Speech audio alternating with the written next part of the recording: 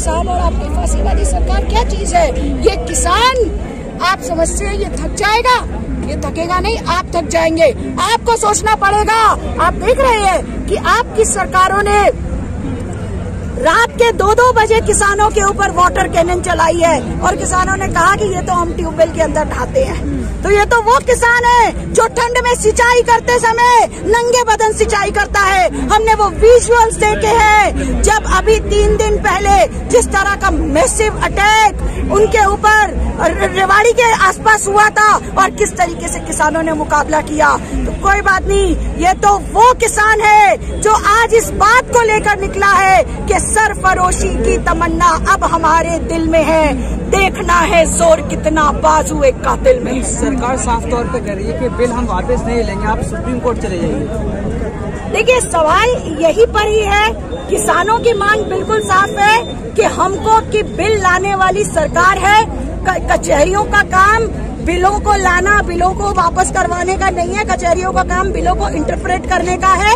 वो supreme court देख रही है, उनको पता है कि उनको क्या करना चाह रहे हैं। मगर जो किसान आंदोलन की जो मांग है वो बिल्कुल जायज मांग है कि आप कोरोना काल का इस्तेमाल करते हुए जिस तरह से चुपके चुपके आप पहले ऑर्डिनेंस लेकर आए और उसके बाद आपने इस कानून को पास कर दिया है, तो किसानों को ये कानून मंजूर नहीं है और वो सरकार से अपनी मांग को मनवाने पर एकदम अड़िग है, दृढ़ निश्चय है। मैडम, जिस तरह से का भी ऐसे ही हुआ था और ठंडे बस्ते में डाल दिया गया था उसको और ये ज्यादा हो गया, ये मांग करना कि कानून वापसी पर सरकार।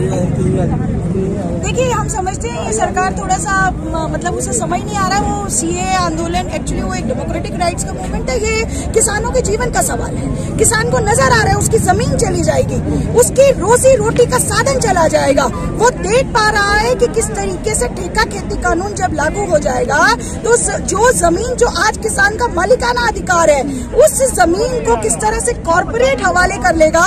और महिला आंदोलन होने के नाते हम लोग तो ये बात हमेशा लड़ते रहे हैं कि जमीनों के ऊपर, खासकर खेती की जमीनों के ऊपर दोनों तरह का, महिला और पुरुष दोनों का संयुक्त पट्टा होना चाहिए। तो हम तो ये भी देख रहे हैं जब किसान की जमीन के ऊपर किसान का ही हक नहीं रहेगा, वो खुद ही उस पे वेज लेबर बन जाएगा, तो हम ज्वाइंट पट्टी की डिमांड का क्या होगा। इसलिए ये औरत किसानों की, इसलिए ये परिवारों की, इसलिए ये नौजवानों की सीधी सीधी लड़ाई है। उनको नजर आ रहा है कि उनकी आजीविका खत्म हो जाएगी और इसलिए वो किसी भी कुर्बानी को देने में हिचकिचा नहीं रहे हैं और आंदोलन पर डटे हुए हैं। पूनम जी, एक सवाल ये भी होता है कि अगर देश का मीडिया अपना काम सही से करता तो कहीं ना कहीं जो किसान 1 महीने से या 40 दिन से बैठा है, कुछ ना कुछ इस पर हरकत होती, सरकार के कानों पे जू रेखती। कहीं ना कहीं अगर मीडिया इनकी आवाज सरकार तक पहुंचाता, क्योंकि चौथा स्तंभ है देश में। बिल्कुल ठीक बात है, लेकिन क्योंकि हम देख रहे हैं कि पिछले खासकर 90 के दौर के बाद से जब से भारत के अंदर वर्ल्ड ट्रेड ऑर्गेनाइजेशन का भारत हिस्सा बना है, विश्व व्यापार संगठन की शर्तें थी, जिस शर्तों के तहत भारत की खेती को, भारत की शिक्षा, स्वास्थ्य, भारत के पीडीएस सिस्टम को, सब कुछ को कॉर्पोरेट के हवाले किया जाना था।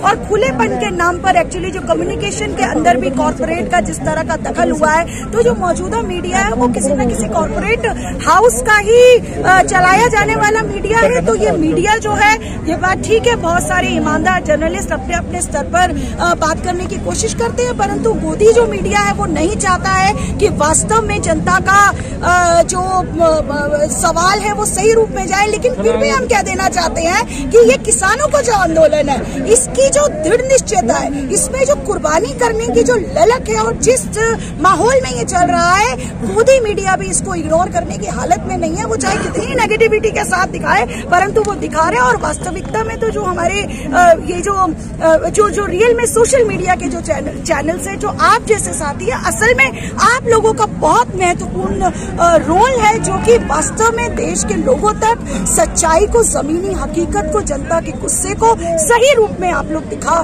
पा रहे हैं। निश्चित तौर पर ये अपना दुष्प्रचार करने की बहुत कोशिश कर रहे हैं। सोशल मीडिया पर भी इनका IT सेल भी लगा हुआ है, परंतु फिर भी सच का संग्राम है। मैं बता देना चाहती हूँ, इस आंदोलन के अंदर कीर्ति किसान यूनियन, संगठन जो कि पंजाब का एक महत्वपूर्ण संगठन है, उस संगठन के प्रेसिडेंट साथी जयमल सिंह पड्डा, जिनका एक बहुत मशहूर गीत है, सच का संग्राम कभी हारेगा नहीं, ये किसानों का संघर्ष है, ये सच की लड़ाई है, देश को कॉर्पोरेटिव लूट से बचाने की लड़ाई है और ये हारेगी नहीं। ये लंबी जरूर चल सकती है मगर इस फासीवादी मोदी सरकार को मजबूर होना पड़ेगा किसानों की मांगों को मानते हुए तीनों खेती कानूनों को रद्द करने। पीयूष गोयल साहब कहते हैं कि हमारे पास 40 संगठनों की लिस्ट है, मुंह मत खुलवाइए, फॉरवर्ड लीडर से कहते हैं, क्या कहेंगे? देखिए, वो इसके सिवा कुछ भी नहीं कह सकते, उनके पास हर एक की लिस्ट होती है, क्योंकि वो जैसा कि मैंने पहले बताया, वो केवल आंदोलनों को बदनाम करने के लिए वो, देखिए, उनको बहुत डर लगता है कि कहीं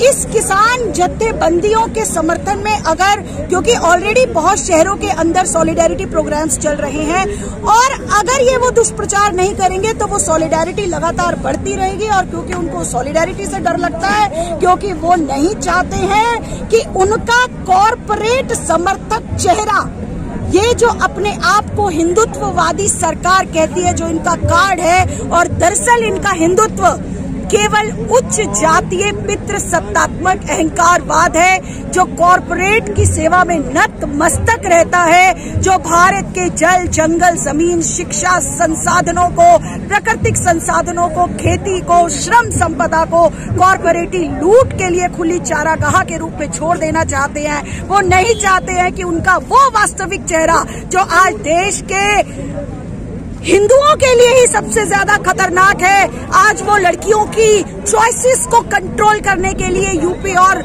एमपी जैसे स्टेट्स के अंदर आप लव जिहाद जैसे कानून लेकर आ रहे हैं ताकि लोग अपनी मर्जी की शादियां ना कर सके।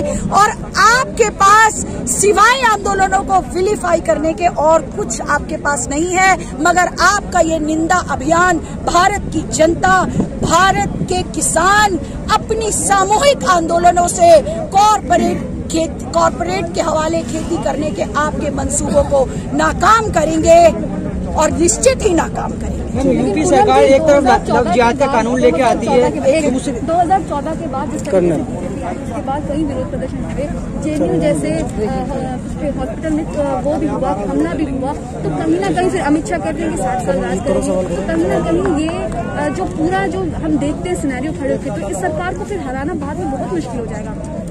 इसलिए देखिए, इसलिए यही आंदोलन है जो इस सरकार को असल में हरा सकता है, क्योंकि ये किसानों का आंदोलन है।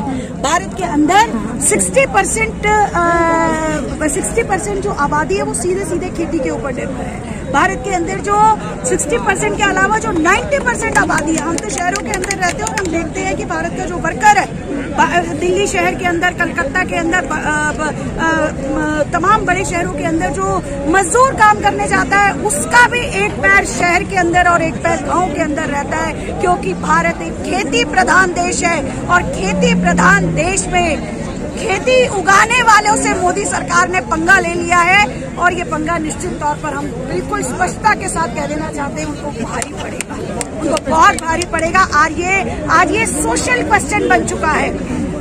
बहुत सारे सोशल मीडिया के ऊपर इस तरह के विजुअल्स आ रहे हैं, लोग अपनी शादियों के अंदर जो पुराने गीत हैं उन गीतों को परिवर्तित करके ये आह्वान कर रहे हैं, नए सिंगर्स आकर के आह्वान कर रहे हैं कि इस फासीवादी सरकार को मिटाने के लिए, इस फासीवादी सरकार से इन कानूनों को निरस्त कराने के लिए हमें बड़े लंबे स्तर के ऊपर हम आंदोलन करेंगे और लोग किसी भी कुर्बानी से नहीं डर रहे हैं और शायद सरकार को यही चीज नर्वस कर रही है। लेकिन सरकार कह रही है कि हमारे पास समर्थन है, जो कानून के समर्थन है, उन किसानों का भी हमारे पास है, तो हम सिर्फ आपकी बात पर कानून वापस कर सकते हैं। कानून वापस आपको इसलिए करना पड़ेगा क्योंकि आप जिस समर्थन की बात करते हो, दरअसल आपका समर्थन फर्जी समर्थन है, आपके पास वास्तविक किसानों का समर्थन ही नहीं है। आपको नहीं पता है कि किसान असल में क्या चाहते हैं। आप झूठ बोलते हैं, आप कहते हैं कि इससे तो केवल आड़तियों को नुकसान होगा, ये तो बिचौलिए खत्म हो जाएंगे। अरे सवाल ये है, आप तो बिचौलियों के नए नए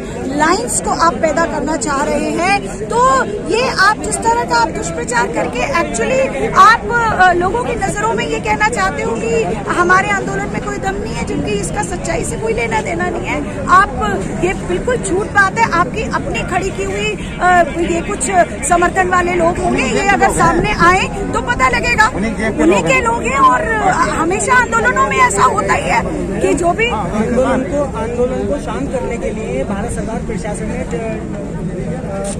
शाहजहांपुर बॉर्डर पर 31 किलोमीटर पीछे किसानों को जो लंगर खान पान का समय जाता है उसको रोक लिया गया है। क्या सरकार डर रही है कि किसानों को खाना न पहुंच जाए, किसान फिर से आत्मनिर्भर खड़ा न हो जाए? यही हम कहना चाहते हैं कि वो किसानों को डराने की, किसानों को दबाने की हर संभव कोशिश वो करना चाहते हैं।